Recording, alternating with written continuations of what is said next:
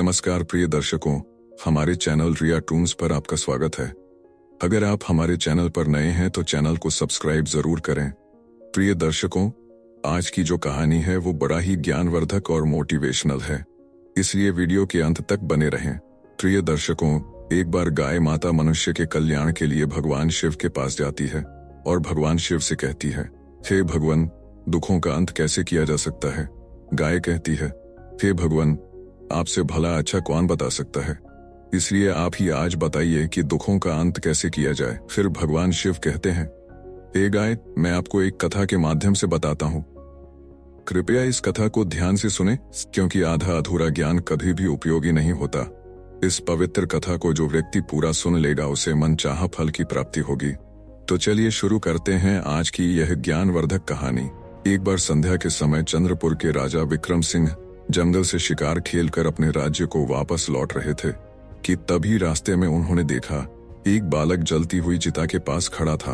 बालक को देखकर राजा अपने घोड़े से उतरे और बालक के नजदीक जाने लगे। जब राजा उस बालक के नजदीक पहुंचे तो बालक कह रहा था, माँ, मैं तुम्हारी सौगंध खाकर कहता हूँ, मैं एक दिन बहुत बड़ा आदमी बनकर तुम्हारे सपनों को पूरा करूंगा। राजा उसके बिल्कुल नजदीक पहुंच गए और पूछा, बेटा तुम कौन हो। बालक ने कुछ घबरा कर कहा, आप डरो, सही मैं चंद्रपुर का राजा हूँ। अभी तुम अपनी माँ की चिता के पास बहुत बड़ा आदमी बनने की सौगंध खा रहे थे। क्या मैं जान सकता हूँ कि इस सुनसान जंगल में तुम अपनी माँ की चिता के पास अकेले क्यों खड़े हो। तुम्हारे बाकी संबंधी और रिश्तेदार कहाँ हैं। महाराज, मेरी माँ और मैं इस जंगल में अकेले ही रहते थे, लेकिन मेरी माँ ने मरते समय मुझे बताया कि मेरे दादा बुलंदनगर के धनी सेठ करोड़ीमल थे। मेरी माँ और पिताजी का प्रेम विवाह हुआ था और चूंकि मेरी माँ एक बहुत ही गरीब परिवार से थी, इसलिए मेरे दादाजी उन्हें पसंद नहीं करते थे। विवाह के कुछ दिनों बाद ही बगीचे में घूमते हुए मेरे पिताजी को सांप ने काट लिया और उनकी मृत्यु हो गई। इस पर मेरे दादा दादी ने मेरी माँ को अपशगुन और मनहूस यह कहते हुए कि उनके आने से ही मेरे पिता की मृत्यु हो गई, उन्होंने मेरी माँ को घर से निकाल दिया। जब वह गर्भवती थी उस समय वह जंगल में आई और यहाँ एक झोपड़ी बनाकर रहने लगी। यही मेरा जन्म भी हुआ। मेरी माँ ने मरते समय मुझसे कहा था कि मैं किसी तरह से गरीबी के जीवन से बाहर निकलूं और धनवान बनूं, योग्य बनूं। महाराज, यह शब्द कहते ही मेरी माँ के प्राण निकल गए। मेरी माँ के जीवित रहते हुए मैं उनसे बड़ा आदमी बनने का वादा नहीं कर पाया था, इसीलिए उनकी चिता के समीप खड़ा होकर इस समय बड़ा आदमी बनने की माँ की आत्मा से वादा कर रहा था। महाराज, ओ बेटा, बड़ी ही दुख भरी कहानी है तुम्हारी। इस वन में रहकर तुम बड़े आदमी कैसे बन सकते हो। अच्छा, ये बताओ, हमारे साथ हमारे राज्य में चलना चाहोगे। आपके साथ महाराज हम तुम्हें पढ़ा लिखा कर बड़ा आदमी बनने में तुम्हारी मदद कर सकते हैं। इस बात का हम तुमसे वादा करते हैं, तब तो मैं आपके साथ बड़ी खुशी से चलने को तैयार हूँ महाराज। और फिर वह राजा के साथ उसके राजमहल की तरफ चल दिया। राजमहल में पहुंचने पर रानी ने पूछा, यह कौन है।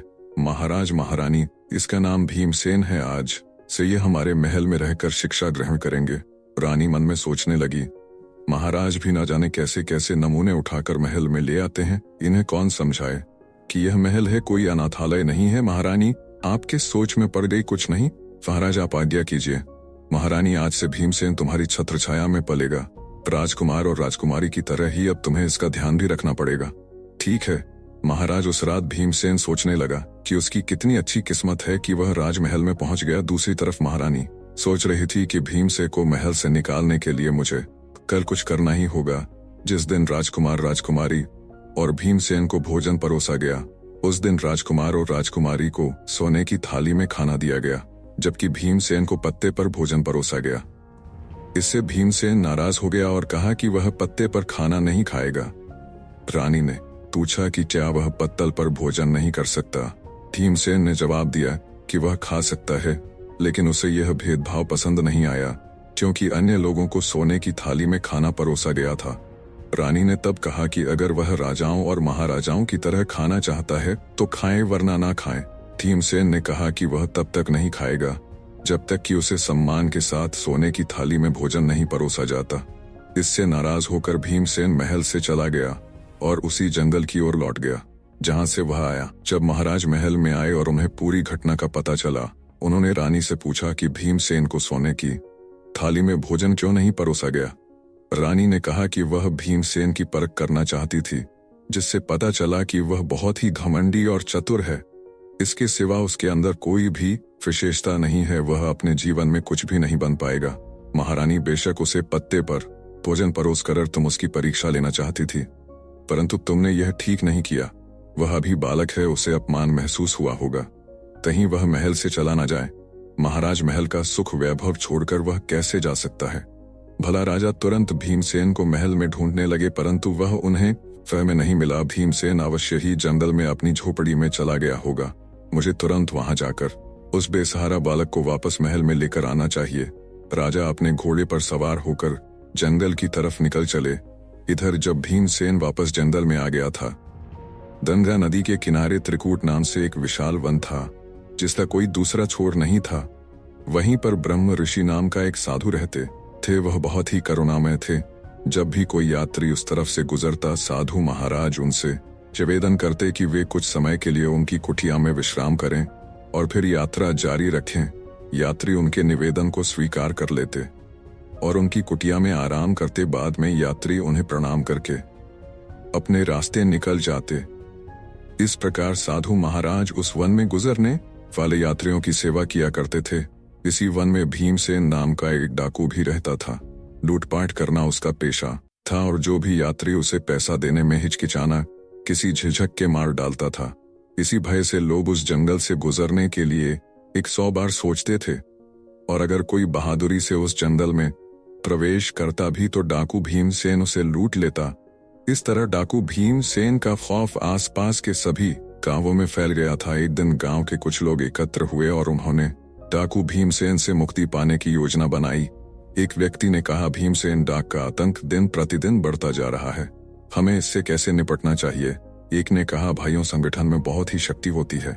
यदि हम सब मिलकर उस पर धावा बोल दें तो कैसा रहेगा? इससे तो हम सहज ही उसे अपने कब्जे में ले लेंगे, तब हम उसकी गर्दन काटकर उसे मार देंगे। विचार तो तुम्हारा बहुत ही उत्तम है, तो फिर देर किस बात की? आज ही भीमसेन डाकू पर धावा बोल दिया जाए।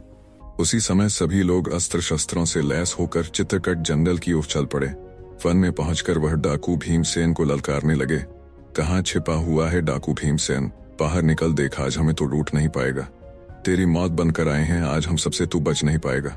शिकार के फेर में झाड़ियों में छुपे डाकू भीमसेन ने जब देखा कि बहुत से लोग उसके खिलाफ बोल रहे हैं तो वह अचानक चौंक गया। उसने सोचा कि अगर आज वह इस भीड़ के हाथ लग गया तो उसका बचना मुश्किल है, जबकि वे लोग लगातार उसे चुनौती दे रहे। डाकू भीमसेन ने सोचा कि यहाँ तो मुझे यह लोग जरूर पकड़ लेंगे, मुझे कहीं और छुपना होगा ताकि मैं अपनी जान बचा सकूं। यह सोचकर वह वहां से उठा और चुपचाप वहां से निकल भागा। जल्दी ही उसे साधु की कुटिया दिखाई दी। उसने सोचा कि मुझे इस कुटिया में शरण लेनी चाहिए। वह कुटिया के समीप पहुंचा तो वह बहुत ही हाफ रहा था। साधु ने उसे देखा और कहा, कौन हो तुम? इस तरह से हाफ क्यों रहे हो? और इस वीरान जंगल में तुम अकेले क्या कर रहे हो? कौन हो तुम? क्या घर से भाग कर आए हो? नहीं ऋषि, वो ऐसी बात नहीं है।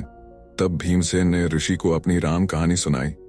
तब ऋषि ने कहा, तुम बड़ा आदमी बनना चाहते हो? हाँ ऋषि, पर समझ नहीं पा रहा हूँ कि मैं बड़ा आदमी कैसे बनूंगा। बेटा, यहाँ पर रहकर तुम बड़े आदमी कैसे बन सकते हो? बड़ा आदमी बनने के लिए बुद्धि की आवश्यकता होती है और बुद्धि विद्या ग्रहण करने से आती है। ओ परंतु महाराज, विद्या कैसे प्राप्त करूं? मेरे पास तो शिक्षा हेतु कोई धन नहीं है, मुझे कौन पढ़ाए? ऋषिवर ने कहा, बेटा, यदि तुम सच्चे दिल से शिक्षा प्राप्त करना चाहते हो तो मेरे आश्रम में रहकर तुम विद्या प्राप्त कर सकते हो। फिर भीमसेन ने किसी तरह से अपनी उखड़ी हुई सांसों पर काबू पाया और कहा, साधु बाबा, कुछ लोग मेरी हत्या करने के लिए वन में मुझे खोज रहे हैं, उनसे मेरी रक्षा कीजिए। जा तू अंदर कुटिया में जाकर छिप जा। भीमसेन ने ऐसा ही किया और कुटिया के अंदर जाकर छिप गया। तभी भीमसेन को खोजते हुए लोगों की भीड़ कुटिया के पास आ पहुंची और साधु फातिमा से पूछने लगी, बाबा, क्या आपने यहाँ से किसी आदमी को गुजरते हुए देखा है? बाबा ने कहा, आप लोग किस आदमी की बात कर रहे हो? हम भीमसेन डाकू की बात कर रहे हैं। साधु बाबा, उसने मासूम और निहत्थे लोगों को लूटकर बहुत सताया है। वह अपना खजाना भरता है और मौका मिलने पर लोगों की हत्या भी कर देता है। आज हम उसे मारने आए हैं। साधु बाबा ने कहा, क्या तुम भीमसेन को मारोगे? वह तो पहले ही गंगा नदी में डूबकर मर चुका है। साधु बाबा, तुम क्या कह रहे हो? भीमसेन डाकू मर चुका है? हाँ भाइयों, मेरे कहे पर विश्वास करो और अपने घर वापस लौट जाओ। भीमसेन कुटिया के अंदर छिपा खिड़की से यह सब देख रहा था और सोच रहा था कि आज साधु बाबा की वजह से उसकी जान बच गई। लोग साधु बाबा का बहुत आदर करते थे। उसकी बातों पर विश्वास करके वे वहां से लौट गए। जब लोग चले गए तो डाकू कुटिया से बाहर आया और साधु बाबा से पूछने लगा, साधु बाबा, आपने मेरे बारे में उन लोगों से झूठ क्यों बोला? मैंने उनसे क्या झूठ बोला था? भीमसेन तुम्हारे अंदर का डाकू फर चुका था, इसलिए तुम डरकर मेरी मदद मांगने आए थे। साधु बाबा, आपकी बात सच है। साधु बाबा फिर कहने लगे, उनसे धन लूटकर तुम अपना लोक और परलोक बिगाड़ रहे हो। इतना सब कुछ करने पर भी क्या तुम्हारे मन को शांति है? तुम निडर होकर अन्य लोगों की तरह जीवन गुजार सकते हो नहीं? हर समय तुम्हें यही डर बना रहता है कि कहीं कोई तुम्हें मार ना दे। बोलो, सत्य है ना? हाँ साधु बाबा। फिर कुछ सोचकर भीमसेन डाकू ने साधु बाबा से कहा, साधु महाराज, आपकी बातों ने मेरी आंखें खोल दी हैं। मैं भी अन्य लोगों की तरह निडर होकर जीना चाहता हूँ। आप मुझे कोई ऐसा उपाय बताइए जिसको करने से लोग मुझे भी आपकी तरह आदर सम्मान से देखें। मैं वचन देता हूँ कि आप मुझसे जो भी काम करने को कहेंगे मैं उसे करूंगा। ऐसा है तब आप मेरे पीछे पीछे। तब साधु बाबा एक पर्वत की ओर चल दिए और भीमसेन उनके पीछे पीछे था। पर्वत की तलहटी में पहुंचने पर साधु महाराज ने कहा, भीमसेन, इन 2 पत्थरों को अपने सिर पर उठाकर पहाड़ पर मेरे पीछे पीछे चलो। अच्छा। साधु बाबा भीमसेन ने ऐसा ही किया और उसने दोनों पत्थर उठा लिए और अपने सिर पर रखकर साधु बाबा के पीछे पीछे चलने लगा। कुछ ही कदम चलने पर वह थकने लगा। तब सा महाराज ने पूछा, क्या हुआ? भीमसेन ने कहा, साधु बाबा, ये पत्थर बहुत भारी हैं। साधु ने कहा, अच्छा, एक पत्थर फेंक दो। भीमसेन ने तुरंत एक पत्थर फेंक दिया और फिर से साधु के पीछे चलने लगा। कुछ दूर जाने पर भीमसेन ने कहा, साधु बाबा, यह अकेला पत्थर भी कम भारी नहीं है, अब मैं चढ़ाई नहीं कर सकता। साधु ने कहा, ठीक है, इसे भी नीचे फेंक दो और मेरे पीछे आओ। भीम ने दूसरा पत्थर भी फेंक दिया और साधु के पीछे पहाड़ पर चढ़ने लगा। अब वह आसानी से पहाड़ की चोटी पर पहुंच गया। वहां पहुंचकर भीमसेन ने कहा, साधु बाबा, आप मुझे यहाँ पर क्यों लाए हैं? साधु बाबा ने कहा, तुम्हें एक शिक्षा देने के लिए। देखो, अब तक तुम्हारे सिर पर लूटमार और हत्यारोपी 2 भारी पत्थरों का बोझ था जो तुम्हें जनप्रिय रूपी पहाड़ पर चढ़ने नहीं देता था। इसीलिए तुम एक काम करो, आज से तुम लूटमार और हत्याएं करना बंद कर दो। जिन लोगों का धन तुमने आज तक लूटा उन्हें वापस कर दो। तब जाकर तुम सब लोगों के प्रिय बन जाओगे। तभी सब जगह भले आदमी के रूप में तुम पहचाने जाओगे। ठीक है साधु बाबा, मैं ऐसा ही करूंगा। लेकिन मुझे ये पता नहीं था कि जिन लोगों से मैंने धन चुराया था वे कौन थे और कहाँ के निवासी थे। फिर साधु बाबा कहते हैं, इसलिए तुम ये करो कि चुराया हुआ धन गरीबों और भिखारियों में बांट दो। ठीक है साधु बाबा, मैं ऐसा ही करूंगा। भीमसेन ने ऐसा ही किया और भेष बदलकर शहर में गया और अपने साथ लाए गए सारे धन को गरीबों और जरूरतमंदों में बांट दिया। धन बांटने के बाद भीमसेन वापस वन में साधु बाबा के पास आया। साधु बाबा, मुझे अपनी शरण में ले लो। मैंने अब तक कोई भी अच्छी बात नहीं सीखी है। मुझे अच्छी ज्ञान भरी बातें सिखा कर मेरे जन्म को सार्थक बना दो। साधु बाबा ने उसे अपना शिष्य बना लिया और कहा, भीमसेन, जहां तक हो सके हमेशा दूसरों की मदद करो, दूसरों की सहायता करो। यही मानवता की सच्ची सेवा है और यही भगवान की सेवा है। भीमसेन ने सच्चे दिल से साधु बाबा की सेवा की और साधु बाबा के सानिध्य में 5 वर्ष बिताए। इसी बीच साधु बाबा की कृपा से वह अत्यंत ही बुद्धिमान और सच्चे चरित्र वाला बन चुका था। तब एक दिन साधु बाबा ने भीमसेन से कहा, भीमसेन, आज तुम्हारी शिक्षा पूरी हुई है। भीमसेन ने कहा, पर मैं शिक्षा का मूल्य कैसे चुकाऊंगा? ऋषि ने उत्तर दिया, बेटा, शिक्षा का कोई मूल्य नहीं होता, यह तो अमूल्य है। भीमसेन ऋषि के साथ वहां रहकर उसने शिक्षा प्रारंभ की। साथ ही वह आश्रम के कामों में ऋषिवर की मदद भी करता था। वर्षों बीत गए और भीमसेन युवा हो गया। एक दिन ऋषि ने कहा, भीमसेन, आज तुम्हारी शिक्षा संपूर्ण होती है। मुझे गर्व है कि तुम मेरे सबसे योग्य और बुद्धिमान शिष्य हो। अपनी बुद्धि का प्रयोग कर तुम कठिनाइयों में भी सफलता प्राप्त कर सकोगे। यह मेरा आशीर्वाद है। अब तुम एक आदर्श पुरुष के रूप में परिवर्तित हो चुके हो। भीमसेन ने कहा, अब मुझे क्या करना है गुरुदेव? भीमसेन, अभी तुम युवा हो, अभी तुम्हारे सामने एक लंबा पूरा जीवन पड़ा हुआ है, इसीलिए अब तुम्हें कोई कार्य करके अपना जीवन यापन करना होगा। भीमसेन ने निराश होते हुए कहा, गुरुदेव, सब जगह मैं एक डाकू के रूप में बदनाम हूँ, भला मुझ जैसे आदमी को कौन काम देगा? ऋषि ने कहा, जाओ, अपनी इस बुद्धि के बल के साथ जीवन के कुरुक्षेत्र में सफल योद्धा बनकर उतर जाओ। फिर उसने निश्चय किया कि वह बीरपुर जाएगा। बीरपुर वही राज्य था जहाँ के राजा ने एक बार बचपन के समय में भीमसेन को आश्रय दिया था, परंतु उसकी रानी ने अपमानित करके भीमसेन को निकाल दिया था। जब भीमसेन बीरपुर में पहुंचा तब उसे मालूम हुआ कि वहां के मंत्री की आकस्मिक मृत्यु हो चुकी है और इसीलिए मंत्री का पद खाली पड़ा था। राजमहल की राज्यसभा में आज मंत्री के खाली पड़े पद पर योग्य उम्मीदवार का चुनाव करना था। भीमसेन भी उस समय राजा के दरबार में पहुंच गया और वहां पर जो कुछ भी घटित हो रहा था उसे भीमसेन बड़े ही ध्यान से देखने लगा। उस समय राजा अपने सिंहासन पर बैठे थे और उनके सेनापति ने कहा, महाराज, मंत्री की आकस्मिक मृत्यु से मंत्री का पद रिक्त हो गया है। यह पद ज्यादा दिनों तक खाली नहीं रखना चाहिए। राजा ने कहा, सेनापति जी, आप बिल्कुल ठीक कह रहे हैं। आज तक जो परंपरा चली आ रही है उसी के अनुसार मंत्री के पुत्र सारंग को मंत्री का पद सौंपा जाएगा। सेनापति ने कहा, पर क्या सारंग इस पद के लायक है? राजा कहते हैं, चाहे लायक हो या ना हो, राजकीय परंपरा के अनुसार यह पद उसे ही सौंपा जाएगा। हम अब दरबार में इसकी घोषणा करेंगे। इतने में भीमसेन आगे बढ़ा और बोला, महाराज, समय के साथ पुरानी परंपराओं को बदल देना ही समझदारी है। तब एक युवक ने कहा, मेरा नाम किशोर है महाराज, और मैं मंत्री पद के लिए अपना नाम पेश करना चाहता हूं। भीमसेन ने अपना नाम किशोर बताया ताकि राजा विक्रम सिंह उसे पहचान ना पाए। बहुत सालों के बाद राजा विक्रम सिंह बूढ़े हो चुके थे। फिर भीमसेन ने कहा, महाराज, आप जैसे चाहे उसी प्रकार मेरी परीक्षा ले सकते हैं। यदि मैं आपकी कसौटी पर खरा उतरा तो ठीक है, वरना आप मुझे जो सजा देना चाहे दे सकते हैं। युवक, तुमने जो सलाह दी है राजकीय परंपराओं को बदलने की, हम उसे मानते हैं। उस सलाह पर हम तभी अमल कर सकते हैं जब तुम हमारे द्वारा ली गई परीक्षा में उत्तीर्ण हो जाओगे। हम सारंग और तुम्हारी दोनों की परीक्षा लेंगे। जो भी इस परीक्षा में उत्तीर्ण होगा उसे हम चंद्रपुर का मंत्री बनाएंगे। राजा विक्रम सिंह के आदेश पर सोने की म्यान में रखी हुई 2 तलवारें तुरंत राज दरबार में पेश की गई।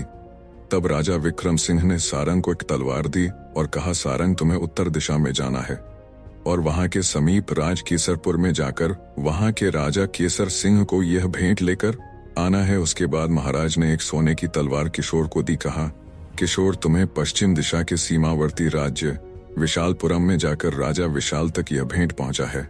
दोनों उसी समय तलवारें लेकर अपनी अपनी दिशाओं की ओर चल दिए। जब सारंग उत्तर दिशा में स्थित केसरपुर के दरबार में पहुंचा तब उसने वहां के राजा से कहा, राजन, मैं चंद्रपुर के राजा विक्रम सिंह के द्वारा भेजा गया राजदूत हूँ। हमारे महाराज ने आपके लिए यह सोने की तलवार उपहार में भेजी है। राजदूत, हम आपके महाराज के इस उपहार को स्वीकार करते हैं। लेकिन जब हमारे महाराज ने तलवार को म्यान से निकाला तो उन्होंने देखा कि तलवार की नोक पर लाल रंग लगा हुआ था। राजा ने पूछा, यह क्या तलवार की नोक पर लाल रंग क्यों लगा है? राजदूत, इसका क्या अर्थ है? हम इसे समझ नहीं पा रहे हैं। तब सारंग ने मन ही मन सोचा, तलवार की नोक पर लगे इस लाल रंग का क्या मतलब हो सकता है? मैं इसका मतलब नहीं जानता। फिर भी इस समय राजा केसर सिंह के सवाल का उत्तर न देना ठीक नहीं होगा। यह सोचकर उसने कहा, हाँ राजन, लाल रंग का यही रहस्य है कि या तो आप हमारे राजा की तलवार की शक्ति स्वीकार कर ले, वरना हमारे महाराज की खूनी तलवार आपके राज्य में खून की नदियां बहाने से नहीं चुकेगी। यह बात आपको बता दें कि अब युद्ध भूमि में ही शीघ्र तलवार की धार का फैसला हो जाएगा। सेनापति जी, राजा विक्रम सिंह ने लाल रंग की तलवार भेजकर हमें चुनौती दी है। आप आज से ही सेना का संगठन शुरू कर दीजिए। हम बहुत जल्द वीरपुर पर आक्रमण करने की योजना बना रहे हैं। यह सुनकर महाराज सारंग घबराकर वहां से चले गए। वहीं दूसरी ओर जब भीमसेन विशालपुर पहुंचा और वहां के राजा के सामने पेश हुआ तो राजा ने कहा, राजदूत, इस तलवार की नोक पर लगा लाल रंग हमें समझ नहीं आ रहा है। इसका क्या मतलब है? भीमसेन ने गहरी सोच में पड़ के बाद कहा, महाराज, हमारे राजा आपका बहुत सम्मान करते हैं। यह तलवार उसी सम्मान का प्रतीक है। तलवार की नोक पर लाल रंग लगाने का मतलब है कि हमारा राजा और उसका राज्य आपकी मित्रता के लिए किसी भी हद तक जा सकते हैं। राजा ने खुश होकर कहा, बहुत अच्छी बात है। मैं आपके राजा की इस मित्रता की तलवार को स्वीकार करता हूं और उनका हार्दिक धन्यवाद करता हूं। मैं भी पूरी कोशिश करूंगा कि आपके राजा का सच्चा मित्र बनूं। मेरा तन मन हमेशा उनके लिए समर्पित रहेगा। इसके बाद राजा ने कहा, राजदूत, मैं आपके राजा को सेना की एक टुकड़ी और कुछ बहुमूल्य उपहार भेंट कर रहा हूं। भीमसेन ने धन्यवाद कहा और वह सेना की टुकड़ी और बहुमूल्य उपहारों के साथ बीरपुर की ओर चल पड़ा। इधर केसरपुर की सेना ने हरिनगर की ओर कूच कर दिया। सारंग, यह दोनों ही बीरपुर में पहुंचे तब राजा ने कहा, कहो। सारंग, केसरपुर के राजा ने तुमसे क्या कहा? तलवार की नोक पर लगे हुए लाल रंग का तुमने उन्हें क्या अर्थ बतलाई तब सारंग ने सारी बात उन्हें विस्तार से बता दी। ओ सारंग, ये तुम क्या कह रहे हो? केसर सिंह शीघ्र ही हमारे राज्य पर आक्रमण करने वाला है। जी महाराज। उसी समय एक गुप्तचर आया। महाराज, केसरपुर की विशाल सेना बीरपुर की तरफ बढ़े चले आ रही है। वो अब क्या होगा? इतनी शीघ्र तो हम अपनी सेना को संगठित भी नहीं कर सकते। तब वहां पर मौजूद भीमसेन ने कहा, महाराज घबराइए नहीं, मैंने विशालपुर के राजा को तलवार की नोक पर लगे हुए लाल रंग के विषय में जब जानकारी दी तो उन्होंने खुश होकर अपनी सेना की टुकड़ी मेरे साथ रवाना कर दी थी। वह टुकड़ी अब महल के बाहर खड़ी है। महाराज, चिंता करने से कुछ नहीं होगा। कृपया सेनापति जी को निर्देश दें कि वे केसर नगर की सेना से युद्ध करें। मैं अपने साथ लाई गई सेना के साथ केसरपुर पर हमला करूंगा। इस दोहरे हमले से केसरपुर की सेना सामना नहीं कर पाएगी और इस परिस्थिति में विजय हमारी होगी। जैसा कि भीमसेन ने सोचा था, युद्ध में विजय प्राप्त होने के बाद महाराज विक्रम सिंह ने सारंग और भीमसेन को महल में बुलाया। महाराज ने कहा, भीमसेन, तुम्हारी वजह से हम जीत सके हैं। हम तुम्हें मंत्री के पद पर नियुक्त करते हैं। सारंग ने उत्तर दिया, महाराज, यह तो मेरे साथ अन्याय है। महाराज ने कहा, मैंने तुम दोनों को एक सी भेंट देकर दोनों राजाओं को देने के लिए कहा था, किंतु तुम दोनों अपनी अपनी बुद्धि से उन भेंट का अलग अलग अर्थ निकाला। किशोर ने बुद्धिमानी और दूरदर्शिता से काम लिया, जबकि सारंग, तुमने अपनी मूर्खता से केसरपुर के राजा को सदैव के लिए हमारा शत्रु बना दिया। अब बताओ, हम तुम्हें बीरपुर का मंत्री बनाएं या किशोर को? सारंग ने कोई जवाब ना दिया और सिर झुकाकर चुपचाप दरबार से निकल गया। तब महाराज ने घोषणा की, हम किशोर को चंद्रपुर का नया मंत्री बनाते हैं। इसके बाद उसी रात को किशोर के मंत्री बनने के सम्मान में उसे राजमहल में भोजन के लिए आमंत्रित किया गया। तब महारानी ने स्वयं अपने हाथों से किशोर को भोजन परोसा। मंत्री बने हुए किशोर ने कहा, क्षमा करें महाराज, मैं भोजन चांदी की थाली की अपेक्षा सोने की थाली में करना पसंद करूंगा। ठीक है, हम उसका भी प्रबंध किए देते हैं। जब भीमसेन को सोने की थाली में भोजन परोसा गया तो उसने कहा, देखिए महारानी जी, वह दिन आ ही गया जिसके बारे में आपने कभी मना किया था। महारानी ने पूछा, आप क्या कह रहे हैं? मंत्री ने उत्तर दिया, महारानी जी, याद कीजिए कि आज से 15 वर्ष पहले आपने भीमसेन नामक बालक को पत्ते पर भोजन परोसा था। महारानी बोली, वहां याद आया।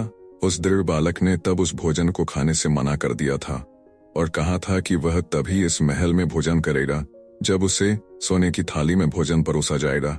महारानी ने पूछा, लेकिन आपको ये बातें कैसे पता है? भीमसेन ने उत्तर दिया, मैं वही बालक भीमसेन हूँ महारानी जी। तब राजा विक्रम सिंह ने महारानी से कहा, देखो महारानी जी, जिस बालक को आपने अहंकारी समझा था वह आज इस राज्य का मंत्री है।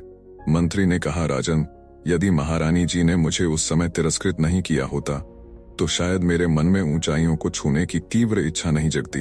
मैं तो महारानी जी का एहसानमंद हूँ। यह तो आपकी विनम्रता है। इस तरह से मंत्री ने कुशलता पूर्वक मंत्री का पद संभाला। फिर एक दिन राजा विक्रम सिंह ने भीमसेन को एक पत्र दिया और कहा, तुम उधमपुर राज्य जाओ और वहां के राज्य में चोरी चपा काफी बढ़ गई है। कृपया तुम जाकर अपने विवेक से उस राज्य को चोरों से मुक्त कराओ, क्योंकि वहां का राजा ने मुझे पत्र लिखकर भेजा है सहायता के लिए। फिर भीमसेन उधमपुर की दिशा की ओर चल पड़ा और एक दिन और एक रात चलकर वहां पहुंच गया। वह राजा शशिकांत सिंह के पास पहुंचा और बोला, राजा विक्रम सिंह ने आपके नाम यह पत्र भेजा है। राजा ने पूछा, तो राजा विक्रम सिंह जी ने मदद के लिए तुम्हें भेज दिया है? भीमसेन से पत्र लेकर फिर राजा ने वह पत्र पढ़ा जिसमें लिखा था, यह पत्र लेकर जो व्यक्ति आपके पास आ रहा है वह 5 वर्ष से मेरे पास मंत्री के पद पर है। मेरे साथ 5 वर्ष बिताने के बाद अब उसका मन पूरी तरह से साफ हो गया है और मेरी शिक्षा से उसकी बुद्धि तीव्र हो गई है। इसीलिए मैं चाहता हूं कि आप इसे अपना विशेष सलाहकार नियुक्त कर लें। आपका हितैषी राजा विक्रम सिंह। पत्र पढ़ने के बाद राजा सोचने लगे, ये आदमी एक समय कुख्यात डाकू रहा है और फिर एक राज्य में मंत्री रहा है। क्या इसे विशेष सलाहकार जैसे महत्वपूर्ण पद पर नियुक्त करना ठीक रहेगा? परंतु तभी उनके दिमाग में दूसरा विचार आया। पूर्व में चाहे यह आदमी कुछ भी रहा हो, परंतु जब राजा विक्रम सिंह जैसे अनुभवी राजा ने बताया है तो निश्चय ही यह उपयोगी होगा। मन से ये विचार आते ही उन्होंने भीमसेन से कहा, तुम्हारा क्या नाम है? जी महाराज, मेरा नाम भीमसेन है। भीमसेन, आज से हम तुम्हें अपना विशेष सलाहकार नियुक्त करते हैं। ओ महाराज, तब तो मैं बड़ा ही सौभाग्यशाली हूँ। उस दिन राजा शशिकांत सिंह भीमसेन के साथ राज दरबार में पहुंचे और उनसे कहा, भीमसेन, आज से तुम यहीं पर बैठा करोगे। हे महाराज, भीमसेन ने अभी अपना स्थान ग्रहण किया था कि तुरंत ही कुछ लोग अपनी शिकायत लेकर दरबार में आए। उनमें 3 पुरुष और एक वृद्ध महिला थे। एक पुरुष ने आगे बढ़कर महाराज से कहा, महाराज, इस बूढ़ी महिला ने हमारा सारा धन हड़प लिया है, कृपया न्याय करें और हमें धन वापस दिलवाएं। महाराज ने कहा, पहले हमें सभी विवरण बताओ, तब हम कोई निर्णय ले पाएंगे। इस पर वृद्ध महिला ने आगे बढ़कर कहा, महाराज, ये तीनों झूठ बोल रहे हैं, मैं शुरू से ही आपको पूरी बात बताऊंगी। और उसने अपनी कहानी सुनाना शुरू किया। महाराज, ये 4 व्यापारी आपके राज्य में व्यापार करने आए थे और यहाँ उन्होंने भारी मुनाफा कमाया, जिससे उनके पास काफी धन इकट्ठा हो गया। फिर बुढ़िया ने कहानी सुनाते हुए बताया कि एक दिन ये 4 लोग अपना संपूर्ण धन लेकर उसके पास आए। उन्होंने कहा, बुढ़िया माँ, हम इस राज्य में नए हैं और हमारे पास काफी धन है, कृपया हमारे धन की रक्षा करो। बुढ़िया ने पूछा, मैं रक्षा कैसे करूं? हम तुम्हारे घर के आंगन में धन गाड़ देंगे और जिस दिन हम चारों एक साथ आकर अपना धन मांगे, उस दिन तुम हमें धन वापस कर देना। अगर हम में से कोई एक आकर धन मांगे तो उसे मत देना। ये तो बहुत सरल है, पर मेरे लिए क्या है? व्यापारियों ने कहा। बूढ़ी माँ, इसके बदले में हम भी तुम्हें धन देंगे। बुढ़िया ने तब कहा, तब मुझे तुम्हारी बात मंजूर है। उन्होंने घर में गड्ढा खोदा, 2 बड़ी पोटलियां धन से भरी और उसे वहां रखकर मिट्टी से ढक दिया। फिर वह चारों बोले, बूढ़ी माँ, हम हर शाम को यहाँ भोजन करने आया करेंगे। बुढ़िया ने कहा, बड़े शौक से बेटो। रोज शाम को जब वे भोजन करने आते तो बुढ़िया से पूछ, हमारा सारा धन सुरक्षित तो है ना? बुढ़िया ने जवाब दिया, हाँ बेटा, तुम्हारा धन पूरी तरह सुरक्षित है। एक दिन जब उन 4 व्यापारियों ने खजाने की जगह को खोदा तो वहां पर धन अभी भी वैसा ही था जैसा छोड़ा गया था। अब उन्हें उस बुढ़िया की ईमानदारी पर कोई संदेह नहीं रहा। उसकी ईमानदारी से प्रसन्न होकर उन्होंने उसे 5 स्वर्ण मुद्राएं दी और कहा, बूढ़ी माँ, यह मुद्राएं रख लो, यह तुम्हें काम आएंगी। झुक झुक जियो मेरे बेटे। लेकिन उन चारों में से एक के मन में लालच जाग उठा। उसने सोचा कि यदि वह बूढ़ी माँ को धोखा देकर सारा धन हड़प ले तो उसकी जिंदगी बिना किसी मेहनत के आराम से गुजरेगी। एक दिन जब वे चारों व्यापारी घर के बाहर एक पेड़ के नीचे चौपड़ खेल रहे थे, तभी उनमें से एक ने दूसरे से कहा, तुम बूढ़ी माँ से जाकर कह दो कि वह जल्दी से खाना बना दे, बहुत भूख लग रही है। ठीक है, मैं अभी जाता हूँ। और घर की ओर चल दिया। वह सो रहा था कि यह सबसे अच्छा न्योता है जब उसके साथी बाहर व्यस्त हैं और वह अकेले धन को हड़प सकता है। घर के अंदर पहुंचकर उसने बूढ़ी माँ से कहा, बूढ़ी माँ, हमें इस वक्त सारे धन की आवश्यकता है। मेरे साथियों ने धन लाने के लिए मुझे भेजा है। सारे धन की एक साथ तुम लोगों को इस समय क्या आवश्यकता आ पड़ी? बूढ़ी माँ कहती है, मेरी बात पर तुम्हें यकीन नहीं हो रहा तो तुम बाहर जाकर मेरे साथियों से पूछ लो। तब बुढ़िया घर के दरवाजे पर आई और बाहर बैठकर चौपड़ खेल रहे व्यापारियों से बोली, तुमने जयंत से जो कहा है क्या वह ठीक है? हाँ बूढ़ी माँ, ठीक है, परंतु जरा जल्दी कर दो। तब बुढ़िया घर के अंदर आई और बोली, तुम्हारे साथी भी तुम्हारी बात का समर्थन कर रहे हैं, इसीलिए गड्ढे को खोद कर तुम अपना धन ले जा सकते हो। अच्छा बूढ़ी माँ। वह व्यक्ति मन ही मन में सोच रहा था कि मेरी चाल कामयाब हो गई। वह व्यक्ति फटाफट खड्डा खोदने में जुट गया। बड़ी ही तेजी के साथ उसने सारा खड्डा खोद लिया और धन के 2 बड़े बड़े थैले निकालकर बाहर रख दिए और बूढ़ी माँ से बोला, बूढ़ी माँ, तुम जरा एक लोटा पानी ला दो, मुझे बड़ी ही प्यास लग रही है। अभी लाई बेटा। और फिर बुढ़िया पानी लेने चली गई। इतने में पलक झपकते ही वह व्यक्ति ने दोनों धन से भरे हुए थैले उठाए और घर के पिछवाड़े में एक घोड़ा खड़ा था, उसकी पीठ पर लादकर वह तुरंत वहां से फरार हो गया। दूसरी ओर उनके साथी जो बाहर बैठ बकर चौपड़ खेल रहे थे, वह सोचने लगे कि मेरा मित्र अभी तक क्यों नहीं लौटा। उन्होंने कहा, चलो अब तक तो खाना तैयार हो गया होगा, अंदर चलते हैं। वे तीनों अंदर गए और बूढ़ी माँ से बोले, खाना तैयार है क्या? हमने तो बहुत पहले अपने मित्र को खाना बनाने के लिए कहा था। बुढ़िया ने कहा, उसने मुझसे कुछ नहीं कहा, वह व्यक्ति तो सारा धन लेकर तुम्हारे पास गया है। जब तीनों व्यापारी यह सुनते हैं तो सदमे में पड़ जाते हैं और कहता है, लेकिन तुमने उसे अकेले सारा धन क्यों सौंपा? मैं दरवाजे पर आई थी और तुमने कहा था कि जल्दी करो। हमने तो सिर्फ खाना जल्दी बनाने को कहा था। क्या तुम्हारे मित्र ने तुम्हें धोखा दिया है? फिर बुढ़िया ने अपनी कहानी पूरी करते हुए कहा, महाराज यही है सारी कहानी, बताइए इस घटना में मेरा क्या दोष है? फिर तीनों व्यापारी कहता है, वह बुढ़िया झूठ बोल रही है, अवश्य ही इसे इस बात का पता है कि मेरा मित्र धन लेकर कहां पर गया है महाराज, हम सब पर दया करें, इससे हमारा सारा धन वापस दिलवाने की कृपा करें। बड़ा ही विचित्र झगड़ा है कि कैसे इन लोगों का निपटारा करूं, क्यों ना भीमसेन से इस झगड़े का निपटारा करने के लिए कहूं, इस प्रकार भीमसेन के विवेक की परीक्षा भी हो जाएगी। यह सोचकर उन्होंने भीमसेन से कहा, भीमसेन क्या तुम इन लोगों के झगड़े का निपटारा कर सकते हो? अवश्य महाराज, यदि आपकी आज्ञा हो तो। भीमसेन ने बूढ़ी औरत से पूछा, बूढ़ी माँ, जब चारों व्यापारी तुम्हारे पास धन रखने के लिए आए थे तो उन्होंने तुमसे क्या कहा था? जी, इन्होंने कहा था कि यह सारा धन हम तुम्हारे आंगन में गाड़ जाएंगे, जब हम चारों एक साथ आएंगे तभी उस धन को देना, किसी एक के मांगने पर मत देना। क्यों भाइयों, बूढ़ी माँ ने जो कुछ कहा क्या वह सच है? तुम्हें क्या कुछ कहना है? हमें कुछ नहीं कहना श्रीमान, बूढ़ी माँ ने आपको जो कुछ बताया है वह सत्य है, लेकिन इसने हम तीनों से पूछे बिना ही हमारे चौथे साथी को सारा धन दे दिया, यही हमारी शिकायत है।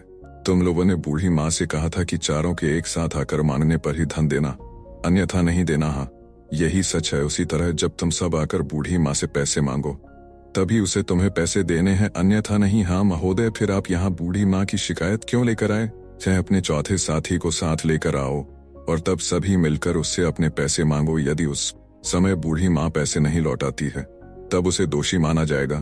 तीनों व्यापारी इस बात पर विचार करने लगे। यह व्यक्ति ने बड़ी चालाकी से हमें हमारे ही शब्दों के जाल में फंसा दिया। चुकाकर वहां से जाने लगे। तब भीमसेन ने कहा, रुको, मुझे तुम तीनों पर शक हो रहा है। क्या कोई अपनी मेहनत से कमाई हुई धनराशि किसी अजनबी के घर में छुपा आएगा? धन की सुरक्षा के और भी उपाय होते हैं। सच सच बताओ, तुम्हें यह धन कहाँ से मिला? महाराज, हमने व्यापार से यह धन कमाया है। यही सच है? वे बोले, सच बताओ वरना मैं तुम्हारी खाल में भूसा भरवा दूंगा। भीमसेन से कहा, नहीं महाराज, हम सच कह रहे हैं। वे बोले। भीमसेन ने फिर कहा, जल्लादों को बुलवा। वे कि इनसे सच उगलवा आएंगे नहीं, जल्लादों को मत बुलवा, हम सच बताते हैं तो बताओ। सच क्या है? सच यह है कि हम चारों साथियों का एक चोरों का गिरोह था और जो धन हमारा चौथा साथी लेकर फरार है वह धन चोरी से ही इकट्ठा किया हुआ था। महाराज ने कहा, ओ तो तुम लोग चोर हो जी। महाराज ने तुरंत आदेश दिया कि इन तीनों को कारागार में डाल दिया जाए और उस बूढ़ी औरत को पूरी इज्जत के साथ राजमहल से विदा कर दिया गया। महाराज ने भीमसेन से कहा, भीमसेन, तुम परीक्षा में खरे उतरे, तुम्हें हमने अपना विशेष सलाहकार बनाकर उचित किया है। हमें इस फैसले पर सदैव गर्व रहेगा। उस दिन के बाद से राजा शशिकांत सिंह भीमसेन से सलाह लेकर ही अपना प्रत्येक कार्य करते थे। फिर भीमसेन जो डाकू था अब वह दुनिया का सबसे बुद्धिजीवी कहलाने लगा। इतना कहकर भगवान शिव अपना कथा समाप्त करते हैं। प्रिय दर्शकों, हमारी आज की कहानी यहीं पर समाप्त होती है। हम उम्मीद करते हैं कि आपको हमारी आज की यह कहानी बहुत पसंद आई होगी और आप इससे ढेर सारी प्रेरणा लेंगे। कहानी पसंद आई हो तो वीडियो को लाइक करें और हमारे चैनल रिया टून्स को सब्सक्राइब करें। मिलते हैं अगले वीडियो में, तब तक के लिए नमस्कार। जय श्री कृष्ण।